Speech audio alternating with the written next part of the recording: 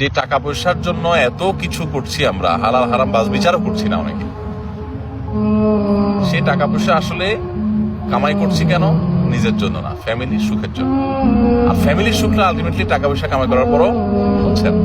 এটা হলো ফ্যাক্ট, এটা হলো বাস্তবতা। তাহলে কি করতে হবে?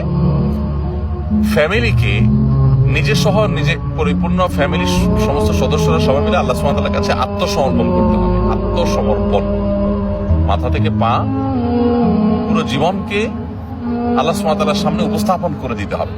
ইন্না সলাতি ওয়া নুসুকি ওয়া মাহইয়ায়া ওয়া মামাতি লিল্লাহি রাব্বিল আলামিন। আমার সালাত, আমার কুরবানি, আমার জীবন মরণ সব আল্লাহর জন্য। এই মেন্টালিটি যদি আমার পরিবারের সমস্ত সদস্যদের মধ্যে আমি দিতে পারি, তাদেরকে যদি দিন বোঝাতে পারি, তাদের সবাইকে যদি আল্লাহর আব্দ বা গোলাম বানাতে পারি, তাহলে আমরা টাকা পয়সা কামাইতে পারি আর না পারি, আমরা হ্যাপি হয়ে যাবো ইনশাআল্লাহ। মানসিকভাবে সুখ এবং শান্তি জিনিসটা হয়ে যাবে। ওই জায়গাটাতে আমাদের ফোকাস থাকা দরকার, বিশেষভাবে মনোযোগ থাকা দরকার, যে আমরা আমাদের পরিবারের সদস্যদেরকে নিয়ে আমরা আল্লাহওয়ালা হব, খাঁটি মুসলিম হব, প্রত্যেকটা হালাল হারাম আমরা মেনটেন করে চলব। আমরা যদি এই জীবন দর্শন যেটা ইসলাম আমাদেরকে দিয়েছে এটা যদি আমরা ধরে রাখতে পারি, তা এর পাশাপাশি আমি যদি উপার্জন করি, তাহলে সেটা হবে সোনার উপর সোহাগা। স্বর্ণের উপরে সোহাগা হয়ে যাবে, ভালোর উপরে ডাবল ভালো হয়ে যাবে, যদি আমরা এই দুইটাকে অ্যাড করতে পারি বা মেশাতে পারি।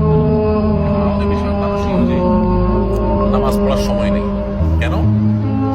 আমরা আসলে অনেক বেশি ডিউটির চাপ, অনেক বেশি কাজের চাপ। তাহলে ব্যাপারটা এরকম হয়ে গেল যে পরীক্ষার চিন্তায় পড়ালেখার টাইম নেই। আমি যে সুখ শান্তির জন্য এত কষ্ট করছি, এত পরিশ্রম করছি, সেই সুখ শান্তিটা আমার অর্জন হবে তখন যখন আল্লাহ সুবহানাহু ওয়া তাআলার গোলামি পরিপূর্ণ করব। আমার নামাজ ঠিক রেখে ব্যবসা হলে আলহামদুলিল্লাহ, না হলে আরো জোরে আলহামদুলিল্লাহ। আমার আল্লাহ তাআলার নির্দেশ মেনে যদি আমি চাকরি করতে পারি আলহামদুলিল্লাহ, না পারলে আরো জোরে, কিছু আসা যায় না।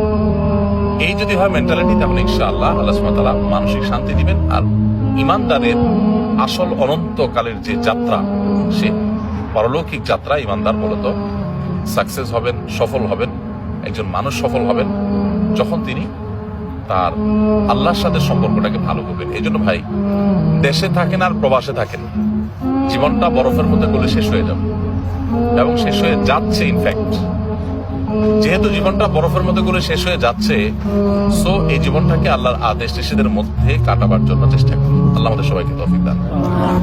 ঠিক আছে না? সবাই আমরা চেষ্টা করবো ইনশাআল্লাহ নিজেরা নিজের জীবনকে গঠন করবার জন্য, সাজাবার জন্য, এবং হালাল হারাম মেনটেন করে চলবো। অনেক ভাইরা আছেন হালাল হারাম মেনটেন করেন না, প্রবাস জীবনে বিশেষ করে মক্কা মদিনার দেশে, হারামাইনের দেশে থেকেও অনেক সময় এগুলো মেনটেন হয় না। এটা দুর্ভাগ্য। ভাই বসে কথা শুনে, আপনি মোবাইল ধরে রাখলে কথা শুনুন।